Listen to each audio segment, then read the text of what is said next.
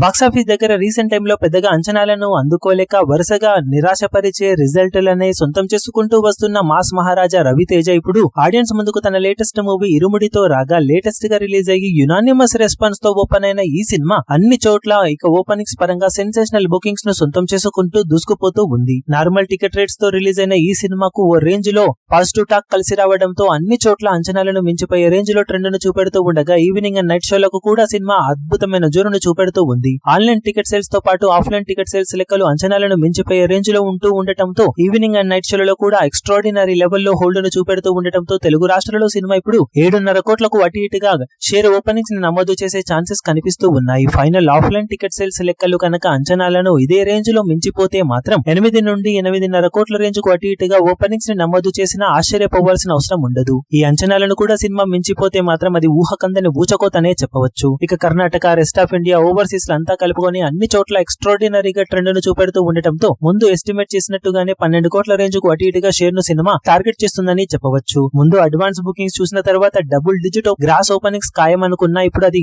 Gross కాకుండా ఏకంగా double digit share మార్కును దాటేసే రేంజ్ లో ఊచకోతకు వెళ్ళింది సినిమా. మరి ఈ అంచనాలను కూడా సినిమా మించిపోతే మాత్రం సినిమా లాంగ్ రన్ లో ఊహకందని ర్యాంపేజ్ ను చూపించవచ్చు. ఇక ఫస్ట్ డే కి గాను సినిమా సాధించే అఫీషియల్ ఏరియాల వారి కలెక్షన్స్ రిపోర్ట్ ఈ అంచనాలకు తగ్గట్లుగానే ఉంటుందా లేక ఈ అంచనాలను సైతం మించిపోయే రేంజ్ లో ఉంటుందనేది చూడాలి.